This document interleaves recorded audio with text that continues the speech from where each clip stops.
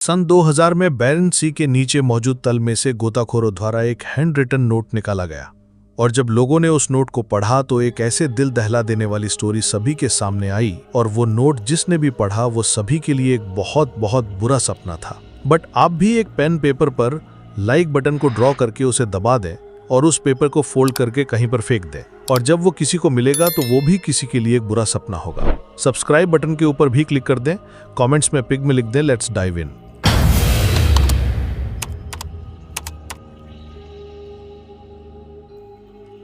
बारह अगस्त सन 2000 के सुबह सुबह रशिया से निकलकर 33 उसके सबसे बेस्ट नेवी के जहाज लड़ाकू जहाज वो सभी बैरन सी पर पहुंचे। असल में बैरन सी पूरे प्रशांत महासागर का 800 मील में घिरा हुआ एक क्षेत्र है जो लगभग साल के 12 महीने जमी हुई हालत में ही रहता है। और रशिया से निकलकर 33 जहाज जो यहाँ पर पहुंचे थे ये असल में अपनी वॉर गेम्स की प्रैक्टिस करने के लिए यहाँ पर आए थे, एक्सरसाइज वगैरह करने के लिए यहाँ पर आए थे, जिसका मतलब साफ था कि इन्हीं सबमरीन्स और जहाज में से किसी एक या दो को पार्टिकुलरली दुश्मन का निशाना माना जाएगा और उसके ऊपर बाकी के सभी जहाज पूरा का पूरा फ्लीट इसके ऊपर हमला करेगा और ये सिनेरियो क्रिएट करेगा कि यहाँ पर एक युद्ध चल रहा है ताकि वो इसकी प्रैक्टिस कर सकें। अब ऑब्वियसली ये जो हमला होने वाला था ये किसी असली मिसाइल या फिर असली टॉर्पीडो से नहीं किया जाने वाला था। इसके लिए वो लोग डार्ट्स को यूज करने वाले थे जिन्हें आज हम डमी मिसाइल्स के नाम से भी जानते हैं। इस पूरे युद्धाभ्यास के इंचार्ज होने वाले थे एडमिरल पोपोव नाम के व्यक्ति और इन्हीं के इशारे पर अब ये 33 जहाज एक दूसरे के ऊपर हमला करने वाले थे और ये प्रोसेस काफी लंबा था जो आने वाले कई दिनों तक चलने वाला था। खैर सुबह 9 बजे यहाँ पर पहुंचते ही कुछ देर तक सभी को ब्रीफ करने के बाद एडमिरल ने अपनी ही फ्लीट में मौजूद एक सबमरीन को यह आदेश दिया कि तुम अपने टारगेट को लॉक करो और उसके ऊपर 2 मिसाइल छोड़ो। जिसके बाद ये नकली युद्ध 33 जहाजों के बीच में शुरू हो चुका था। सभी एक दूसरे के ऊपर हमला कर रहे थे, सब कुछ परफेक्ट चल रहा था और अब लगभग अगला दिन आ चुका था यानी कि 13 अगस्त 2000 की सुबह हो चुकी थी। 24 घंटों से ये नॉन स्टॉप 33 जहाज आपस में लड़ रहे थे और इसी दिन रशियन रिपोर्टर्स भी अपनी छोटी छोटी नाव लेकर इन लोगों के पास पहुंच चुके थे इनका इंटरव्यू लेने के लिए और ये पूछने के लिए कि आखिर उनका युद्ध अभ्यास कैसा चल रहा है। और सभी रिपोर्टर्स एडमिरल पोपोव के पास गए, उनका इंटरव्यू लेने लगे और उस इंटरव्यू में एडमिरल ने कह दिया कि हम पिछले 24 घंटों से अभ्यास कर रहे हैं और ये बहुत बहुत परफेक्ट चल रहा है और ये एक बहुत बड़ी सक्सेस हमारे लिए होने वाली है, रशिया के लिए होने वाली है। बट जैसे ये न्यूज़ वहाँ टीवी पर चलाई गई और जो टीवी पर लोग इनको देख रहे थे उनमें से इन जहाज़ों पर मौजूद क्रू मेंबर्स के घरवाले भी थे और उन घरवालों के बीच में एक अफवाह फैल गई कि ये युद्ध अभ्यास कुछ ठीक नहीं चल रहा। अभी अफवाह उनके बीच में किसने फैलाई आज तक पता नहीं चला, बट उन सभी के बीच में एक ये अफवाह फैल चुकी थी कि वहां पर युद्धाभ्यास ठीक नहीं चल रहा। उन 33 में से किसी एक शिप के साथ, किसी एक सबमरीन या फिर एक शिप के साथ कुछ गड़बड़ हुई है और उसके ऊपर मौजूद लोग बिल्कुल खतरे में हैं। इन 33 जहाजों पर मौजूद सभी क्रू मेंबर्स के परिवार वालों ने वहां नेवल बेस पर, जहां से 33 जहाज निकले थे समुद्र में आने के लिए, उस नेवल बेस के ऊपर फोन करने शुरू कर दिए जानकारी लेने के लिए कि आखिर ये जो अफवाह उठ रही हैं, जो बातें चल रही हैं, इनमें कितनी सच्चाई है। और इतने सारे लोगों के एक साथ फोन आने की वजह से पूरे नेवल बेस के ऊपर अफरा तफरी मच गई कि आखिर ये बात किसने उड़ाई है कि वहां पर कोई एक्सीडेंट हुआ है या फिर वहां पर कुछ दिक्कत हुई है। हमें तो ऐसी कोई खबर नहीं मिली, उनको आखिर कैसे पता चल गया। खैर इतने सारे फोन उठा कर वहां पर सभी फोन ऑपरेटर्स जवाब देने लगे कि हमें नहीं पता कुछ भी, हमें खुद आपसे पता लग रहा है कि ऐसी कुछ कांड वहां पर हुआ है, बट हमारे पास अभी कोई जानकारी नहीं है। अगर हमारे पास होगी तो हम आपको सबसे पहले जरूर दे देंगे। जिसके बाद इन क्रू मेंबर्स के परिवार वालों ने रशियन मीडिया को एक जगह इकट्ठा कर लिया और उस प्रेस कॉन्फ्रेंस में सभी रूमर्स के बारे में इन मीडिया वालों को बताया कि आखिर वो हमें क्या सुनने को मिल रहा है। एक बार आप जाकर वहां एक्चुअल में देख कर आइए कि क्या सब कुछ ठीक है। जैसे ही मीडिया को ये चीज़ पता लगी, मीडिया अपनी छोटी छोटी नाव और जहाज लेकर सीधा एडमिरल पोपोव के उसी फ्लीट के पास पहुंचे और सीधा जाकर एडमिरल पोपोव से ही, जिसका पहले उन्होंने इंटरव्यू लिया था और उसके अंदर वो बहुत खुश दिखाई दे रहे थे, अब की बार मीडिया वाले उनसे सवाल कर रहे थे कि शहर के अंदर, देश के अंदर ये चीज़ें फैल रही हैं और आप इसका जवाब दीजिए। लेकिन एडमिरल पोपोव ने किसी भी तरीके से कोई भी जवाब देने से बिल्कुल मना कर दिया कि नहीं, मुझे खुद नहीं पता आप ये क्या पूछ रहे हैं, हमारा तो युद्ध अभ्यास एकदम ओके चल रहा है। आपको आखिर किसने बता दिया? सब कुछ परफेक्ट है, सब कुछ प्लान के अकॉर्डिंग चल रहा है, कोई भी टेंशन लेने की जरूरत नहीं है। अब जैसे ही ये वीडियो वहाँ मीडिया के अंदर फैली, सभी टीवी न्यूज़ चैनल्स के ऊपर चली और जो लोग, जो क्रू मेंबर्स के परिवार वाले उनको सुन रहे थे, बेशक उन सब के माइंड में एक बार तो शांति बैठ गई कि हाँ सब कुछ ठीक है, कोई दिक्कत नहीं। अब इसका इंचार्ज इंचार्ज हमें बोल रहा है कि सब कुछ ठीक है, तो हम क्यों ही इन अफवाहों के ऊपर विश्वास करें। बट सेम टाइम पर रशियन ऑफिशियल्स ने आकर प्रेस कॉन्फ्रेंस करी और उसमें बताया कि हाँ, उन 33 जहाज़ों में से एक सबमरीन जिसका नाम कर्स्क है, वो एक्चुअल में उसके साथ कुछ टेक्निकल डिफिकल्टीज हो गई हैं और उस वजह से उसके स्टाफ ने उसको नीचे तल पर बैठा दिया है। और कोई टेंशन लेने वाली बात नहीं है, हम उनको खाना पहुंचा रहे हैं, पानी पहुंचा रहे हैं, हवा भी पहुंचा रहे हैं, और जैसे ही वो टेक्निकल दिक्कतें दूर हो जाएंगे वापस वो चीज़ सरफेस पर आ जाएगी। अब कर्स्क नाम की उस सबमरीन के अंदर जितने भी क्रू मेंबर्स बैठे हुए थे, उनके घर वालों ने जैसे ये चीज़ सुनी कि सरकार ने आकर ये सब कुछ बताया कि उनके सबमरीन के साथ ये सब कुछ हो गया और उनके अंदर हमारे परिवार वाले फंसे हुए हैं, वो सभी के सभी परिवार वाले बहुत ज़्यादा पैनिक कर गए, उनको टेंशन होने लगी। लेकिन तब उनको ये चीज़ याद आई कि एक तो सरकार बोल रही है कि हाँ थोड़ी सी दिक्कतें हैं और ये जल्दी ही वापस सरफेस पर आ जाएगी और सब कुछ परफेक्टली चलेगा, और दूसरी बात उनको ये चीज़ भी अच्छे से पता थी कि कर्स्क उस टाइम की सबसे ज़्यादा लेटेस्ट टेक्नोलॉजी से बनाई गई वो सबमरीन थी जिसके अंदर बहुत बहुत ज़्यादा आधुनिक तकनीक का इस्तेमाल किया गया था, और ये सबसे महंगी सबमरीन थी उस पूरे फ्लीट की। मतलब कि कोई अगर और डूब जाता जहाज़ उसके बारे में लोग चिंता करते, लेकिन अगर कर्स्क के साथ ये हुआ है, लोगों को विश्वास था कि इसके साथ तो कोई भी दिक्कत हो ही नहीं सकती, इसके अंदर जो भी व्यक्ति मौजूद है वो पूरे तरीके से सेफ है। 14 अगस्त 2000 के पूरा दिन पूरे रशिया के अंदर न्यूज़ चैनल्स के ऊपर बस यही चलता रहा कि कर्स्क बहुत जल्दी ठीक हो जाएगी, सरकार हमें बता रही है वो जल्दी ही वापस सरफेस पर आ जाएगी, उसके अंदर जितने भी लोग फंसे हुए हैं उन सभी को वापस बाहर निकाल लिया जाएगा, टेंशन लेने वाली कोई बात नहीं है।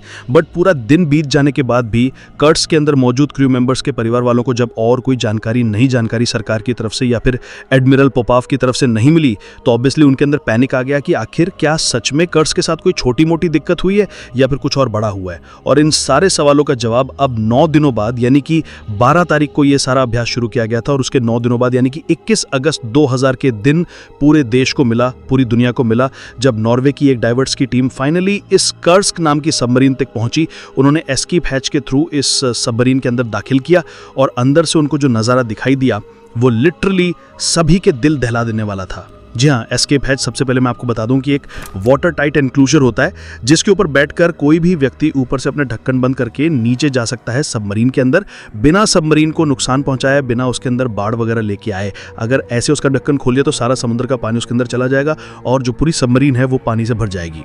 खैर, इस सबमरीन के साथ उस टाइम पर एक्चुअल में क्या हुआ था ये चीज़ तो आज भी एक डिबेट का विषय है, इसके ऊपर बहुत सारे लोग अपनी अपनी अलग अलग राय देते हैं। But on the basis of proofs and evidences जो मुझे मिला, एक पर्टिकुलर स्टोरी तैयार की गई और वो स्टोरी ऑफिशियल रशिया गवर्नमेंट ने भी पूरी दुनिया को बताई कि हाँ यही हुआ होगा, क्योंकि उसके पूरे एविडेंस हमारे पास थे और उन्हीं एविडेंस के बेसिस पर जो स्टोरी बनी वो मैं आपको अब बताने वाला हूँ। अब इसके अंदर क्या हुआ उसको समझने से पहले आपको ये समझना होगा कि आखिर ये सबमरीन बनी कैसे हुई थी। कर्स्क नाम की सबमरीन अंदर से टोटल 9 डिपार्टमेंट्स के अंदर डिवाइड की गई थी, मतलब कि 9 अलग अलग कैबिन्स, अलग अलग क्रू मेंबर्स एक साथ रहकर अपना काम करते रहते। मतलब कि एक कंपार्टमेंट मान लीजिए मिसाइल्स का है, दूसरा इंजन का है, तीसरा खाने पीने का है, चौथा वॉशरूम वगैरह का, या फिर अंदर वो सोने वगैरह के लिए जो बंकर्स बनाए गए थे। अलग अलग 9 कंपार्टमेंट्स बनाए गए थे, 1 से लेकर 9 तक ये नंबर चल रहे थे। और कंपार्टमेंट नंबर 9 के अंदर ही मौजूद था डिमिट्री क्लोजनिकोव नाम का ये सैनिक, जो युद्ध अभ्यास में उस टाइम पर कर्स्क नाम की सबमरीन के ऊपर मौजूद था। असल में डिमिट्री का पूरा परिवार ही नेवी से जुड़ा हुआ था, उसके पिताजी भी नेवी के अंदर थे, उसके दादाजी भी, उसके परदादाजी भी, सभी के सभी नेवी से जुड़े हुए थे। तो स्टार्टिंग से ही, बहुत छोटी उम्र से ही डिमिट्री को ऑब्वियसली बहुत ज़्यादा प्यार था नेवी से और उससे जुड़े हुए सभी कामों से, उसके उपकरणों से। तो बहुत छोटी उम्र में ही 1990 के अंदर ही डिमिट्री ने अप्लाई किया नेवी में और उसका फाइनली एडमिशन हो चुका था रशियन नेवी के अंदर। और फाइनली 1996 के आसपास उसे कर्स्क नाम की सबमरीन के ऊपर ऑफिसर भी बनाया गया, और ये चीज़ ऑब्वियसली डिमिट्री के लिए एक ड्रीम कम ट्रू वाली बात थी।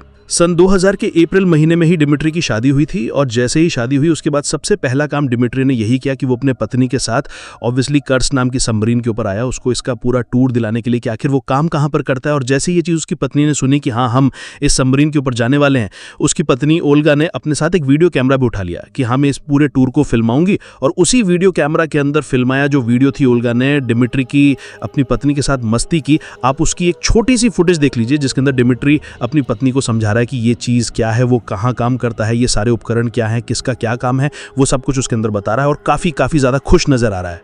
सो फास्ट फॉरवर्ड टू 12 अगस्त 2000, यानी कि वो दिन जिस दिन इस कर्स्क नाम की सबमरीन को अपने बाकी 32 और जहाज़ों के साथ वो युद्ध अभ्यास शुरू करना था।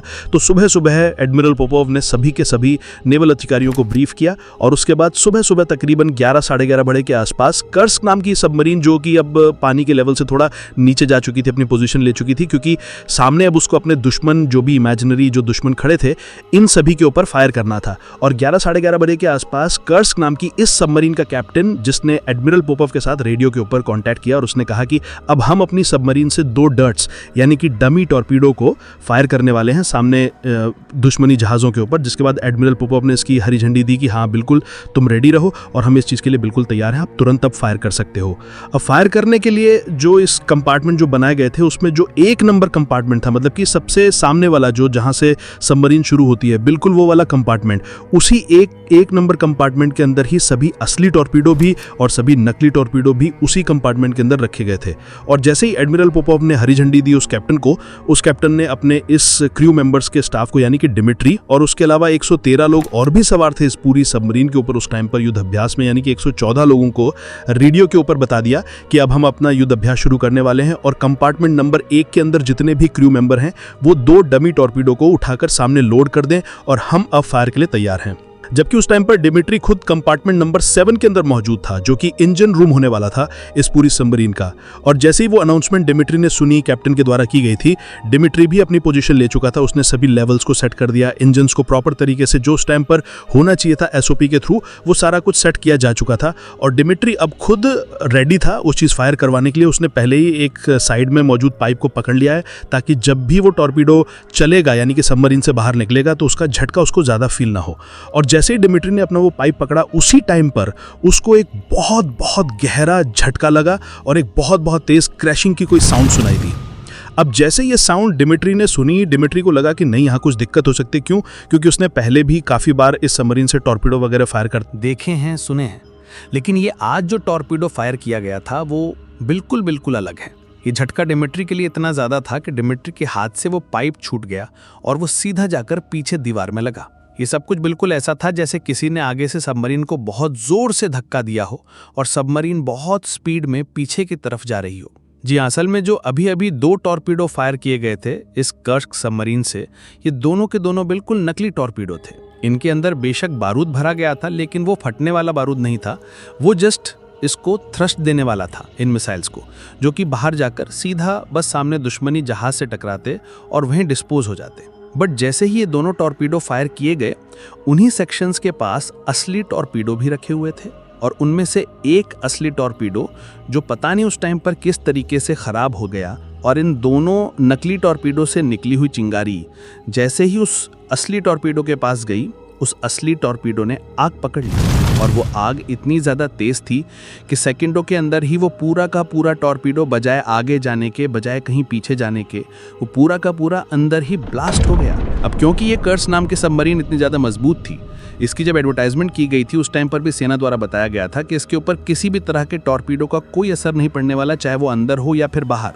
अब ऑब्वियसली कोई असर नहीं पड़ा, बेशक असर नहीं पड़ा, वो असली टॉर्पीडो अंदर ही फट गया।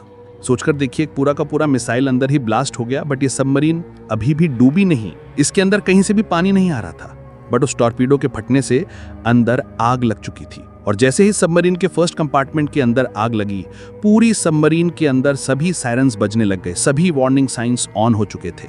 अब जैसे ये चीज़ 114 लोगों ने जो ऑन बोर्ड थे उस टाइम पर कर्स्क के अंदर, उन लोगों ने सुनी, वो सभी के सभी बहुत ज़्यादा परेशान, इधर उधर अफरा तफरी मच चुकी थी। और इसी अफरा तफरी के अंदर उनको समझाया गया था कि सबसे पहले तुम लोगों को ऐसी इमरजेंसी के अंदर क्या करना है।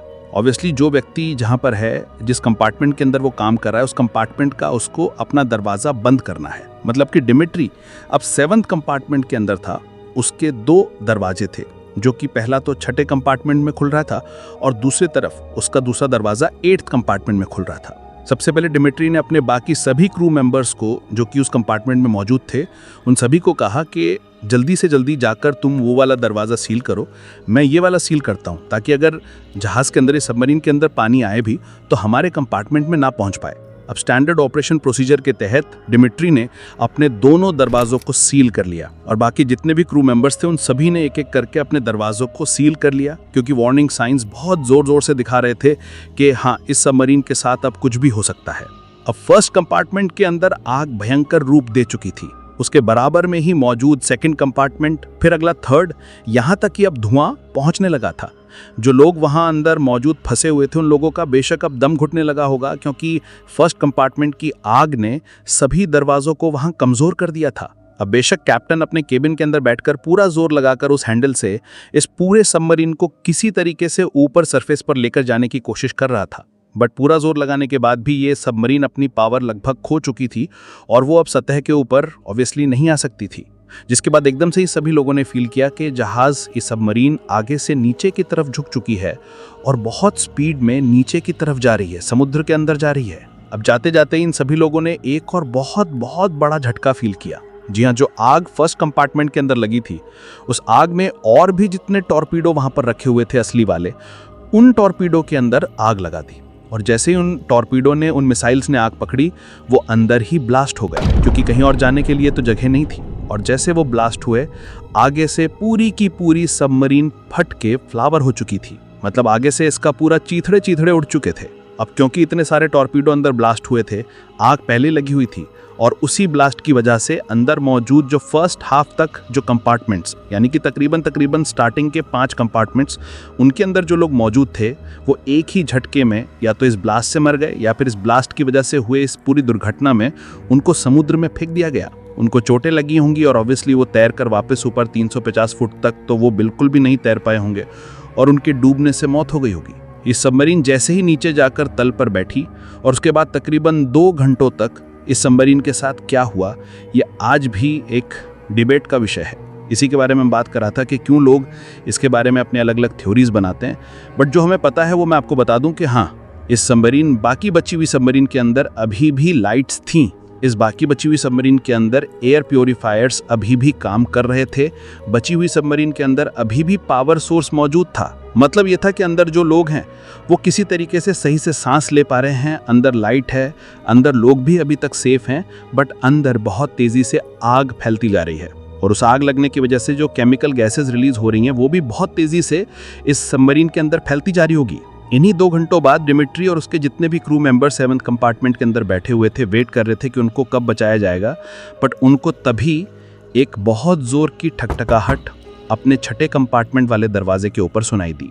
आप सोचकर देखिए, मैंने आपको पहले बताया था, पहले 6ठा कंपार्टमेंट और 7वां कंपार्टमेंट, उनके बीच में एक दरवाज़ा, इमरजेंसी डोर, और फिर 8वां और उनके बीच में 7 और 8 का दरवाज़ा। अब 6ठे और 7वें के बीच में जो दरवाज़ा था उसके ऊपर बहुत ज़ोर ज़ोर से डिमिट्री को ऑब्वियसली एक खटखटाहट सुनाई दी। अब जैसे इस चीज़ सुनी, अब इमरजेंसी प्रोटोकॉल तो ये कहता है कि आप कितनी भी बड़ी इमरजेंसी में क्यों ना हो, आप ये दरवाज़ा नहीं खोलोगे। बट डिमिट्री ने जैसे वो खटखटाहट सुनी, उसके मन में दया आई कि हाँ, कोई हो सकता है 6ठे कंपार्टमेंट के अंदर अभी भी जिंदा हो और उसको मदद की ज़रूरत हो, तो क्यों ना हम उसे अपने कंपार्टमेंट में ले लें। डिमिट्री और उसके सभी साथी उठकर उसी दरवाजे के पास गए। उन्होंने पूरा जोर लगाकर उस हैंडल को घुमाया और उस इमरजेंसी डोर को जैसे उन्होंने खोला, एक आदमी बहुत तेज़ी से सीधा आकर उस 7th कंपार्टमेंट में पड़ा, इंक्लूडिंग बहुत सारा पानी भी। जी हाँ, 6ठे कंपार्टमेंट के अंदर बहुत सारा पानी बहुत तेजी से भरता जा रहा था। और इसके बाद बहुत जोर लगाकर सभी लोगों ने मिलकर उस दरवाजे को दोबारा से बंद किया। और ये चीज़ उन सभी के लिए अब चिंता का विषय बन चुकी थी कि 6ठे कंपार्टमेंट में अंदर बहुत तेजी से पानी भर रहा है। क्यों? क्योंकि उनको ये पता था कि अगर 6ठे में भर रहा है तो ये दरवाज़ा बहुत ज़्यादा लंबे टाइम तक ये दबाव नहीं झेल पाएगा और कभी न कभी टूट कर ये पानी 7th कंपार्टमेंट के अंदर भी ज़रूर आएगा। डिमिट्री और उसके सभी साथियों ने अंदाज़ा लगाया कि अब सिर्फ हम ही बचे हैं इस सबमरीन के सबसे आगे वाले हिस्से में और आगे कोई भी मौजूद नहीं है। जो भी जिंदा व्यक्ति मिलेंगे हमें इस सबमरीन के पीछे वाले हिस्से में मिलेंगे, तो हमें भी उन सभी के साथ जाकर मिल जाना चाहिए।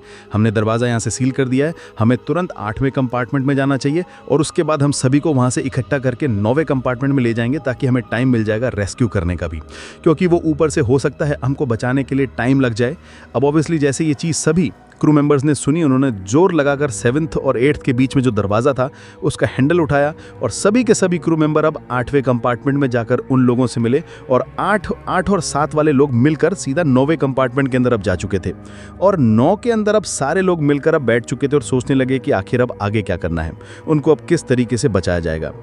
अंदर बैठे बैठे ये लोग अभी डिस्कस कर ही रहे थे कि उनको बहुत ज़ोर ज़ोर से टक टक टक टक टक टक की आवाज़ सुनाई दी और ये चीज़ उनके लिए बहुत बहुत ज़्यादा डरा देने वाली थी। क्यों? क्योंकि उनको पता था कि आखिर ये टक टक टक टक की आवाज़ कहाँ से आ रही है। जी हाँ, सबसे पहले तो वो आग जिसने इस पूरे के पूरे ढांचे को बहुत ज़्यादा कमज़ोर कर दिया। और दूसरा ये पानी 350 फीट की गहराई में सोच कर दी कि कितना पानी का प्रेशर होगा उस सबमरीन के ऊपर। वो सारा प्रेशर अब सबमरीन के एक्सटर्नल जो दीवारें थी उनके ऊपर लग रहा था।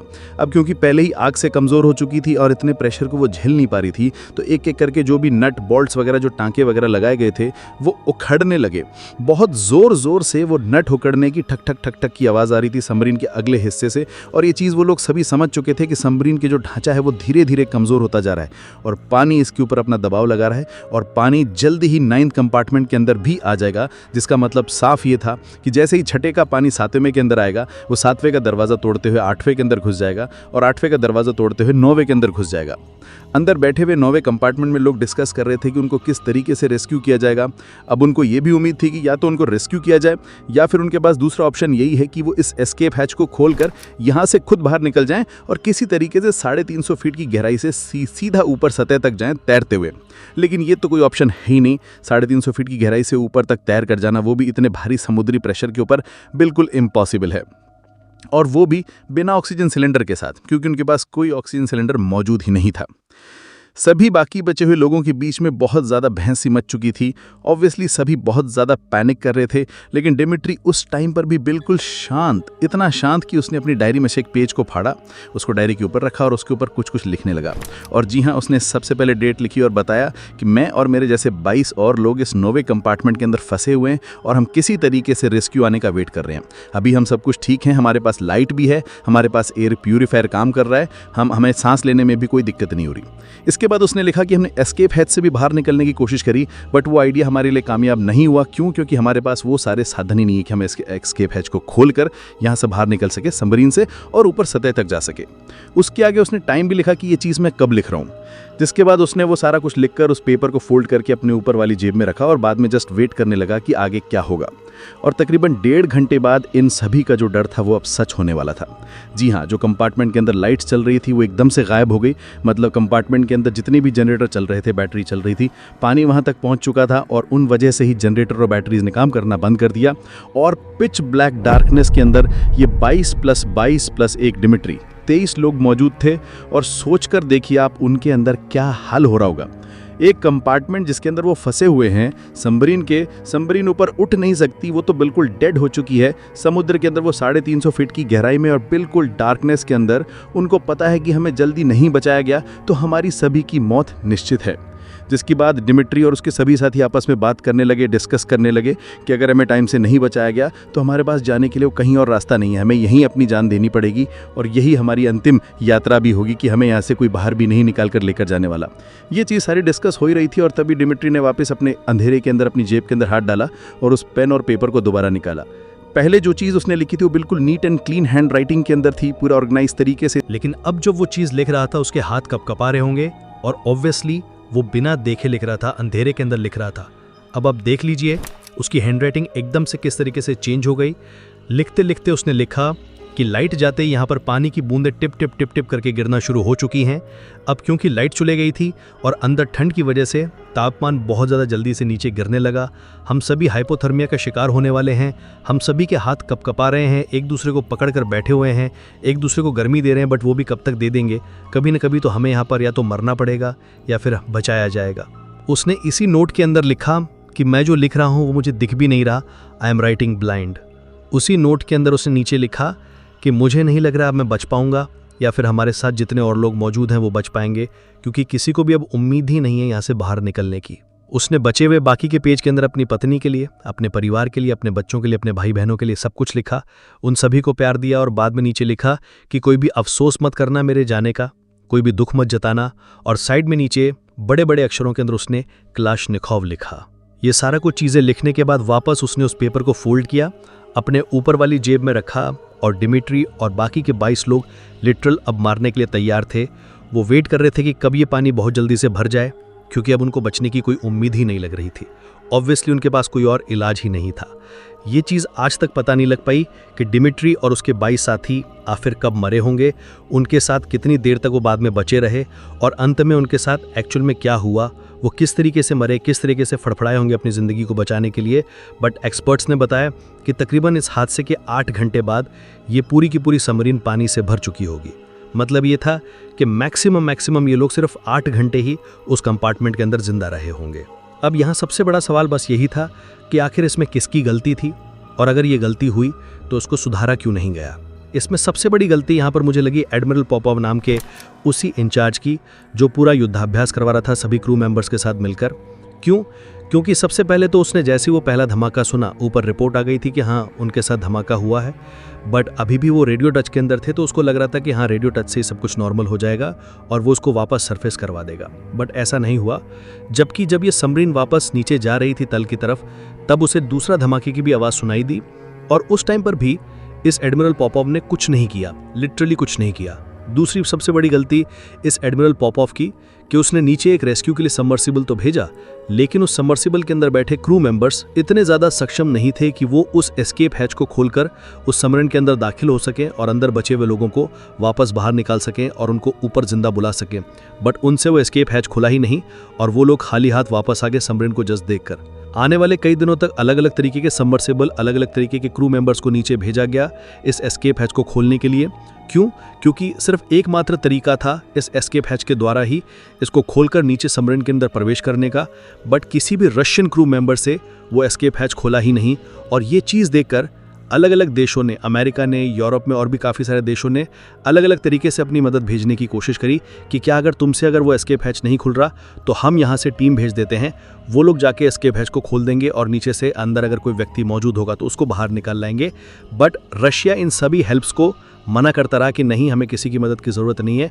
और फाइनली 9 दिनों बाद नॉर्वे की मदद को रशिया ने एक्सेप्ट किया और नॉर्वे से टीम उठकर सीधा रशिया के इस बैरेंस सी के अंदर पहुंची अपने सबमर्सिबल के साथ, और वो लोग फाइनली 350 फीट नीचे गए उस एस्केप हैच को खोलने के लिए और अंदर मौजूद लोगों को देखने के लिए कि आखिर कोई जिंदा बचा है या नहीं। और जैसे ही नॉर्वेजियन डाइवर्स ने अपना पूरा दिमाग लगा के, अपनी पूरी शक्ति लगा के उस एस्केप हैच को खोला, सबसे पहले तो बहुत सारा पानी भी उससे बाहर निकला। अलग अलग तरीके से वो पानी बहुत ज़्यादा सड़ चुका था। खैर, उस पानी को जैसे तैसे छींटते हुए ये नॉर्वेजियन ड्राइवर सीधा उस सबमरीन के अंदर गए। अंदर जाके उन्होंने देखा कि हाँ, यहाँ तो बहुत सारी लाशें तैर रही हैं, और उन लाशों को एक एक करके ऊपर उस एस्केप हैच से बाहर निकाला गया। और फाइनली जब इन 23 लाशों को ऊपर ले जाया गया किनारे पर जाकर इन सभी लाशों की चेक की गई, क्योंकि किसी की भी शक्ल पहचान में नहीं आ रही थी। सभी लाशें सड़ चुकी थीं, सिर्फ कपड़े ही थे जिनके बदौलत उनको पहचाना जा सकता। क्यों? क्योंकि सभी क्रू मेंबर्स के अलग अलग कपड़े थे। ऑफिसर के अलग कपड़े थे, कमांडर के अलग कपड़े थे। खैर, डिमिट्री की जब लाश को देखा गया, उसकी वही कपड़े के ऊपर वाली जो जेब थी, शर्ट के ऊपर वाली जेब में से वो कागज मिला। उस कागज को जब खोलकर पढ़ा गया तो वहां खड़े लोगों की आंखों में लिटरली आंसू थे, जिसके बाद ही लोगों को असल में इस पूरी सबमरीन के साथ क्या हुआ, इसी नोट को पढ़कर पता लगा कि आखिर यहाँ अंदर क्या चल रहा था उस टाइम पर इस पूरे क्रू मेंबर्स के साथ, और उन लोगों ने अपनी मौत को किस तरीके से फेस किया होगा। सोचकर देखिए, आपको पता है कि आप जिस कमरे में मौजूद हैं, ये कमरा धीरे धीरे पानी से भरता जा रहा है, और आपको ये भी पता है कि आप इस कमरे से बाहर नहीं निकल सकते। पीच ब्लैक डार्कनेस है। आप उस टाइम पे क्या करेंगे? कितना ज़्यादा क्लॉस्ट्रोफोबिक रहा होगा वो, धीरे धीरे पानी भरकर उनके ऊपर आ रहा होगा। सोचकर देखिए उनके दिल के ऊपर क्या बीती होगी उस टाइम पर। खैर, रशियन सरकार ने इन पूरे ही क्रूज के क्रू मेंबर्स को, यानी कि 117 के 17 लोगों को ऑनर ऑफ करेज से सम्मानित किया। मतलब कि ये रशिया के अंदर सबसे बड़ा दिया जाने वाला पुरस्कार है, कोई भी सरकारी पुरस्कार। इसके अलावा इन सभी क्रू मेंबर्स के परिवारों को आने वाले 10 सालों तक इनकी सैलरीज भी दी गई। इसके अलावा इन सभी परिवारों को कहा गया कि आप रशिया में किसी भी शहर के अंदर जाकर प्रॉपर्टी ले सकते हैं, घर खरीद सकते हैं, और वो घर सारा आपको सरकार दिलवाएगी। इसके अलावा इन सभी के बच्चों को कॉलेज तक की पढ़ाई बिल्कुल फ्री करवाई जाएगी। ये पूरी स्टोरी थी उस भयंकर एक्सीडेंट की, जो बहुत ज़्यादा दिल दहला देने वाला था।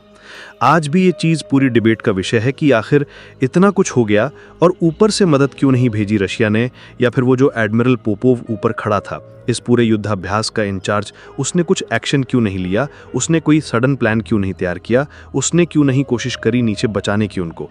खैर, ये सारे सवाल आज भी बरकरार हैं।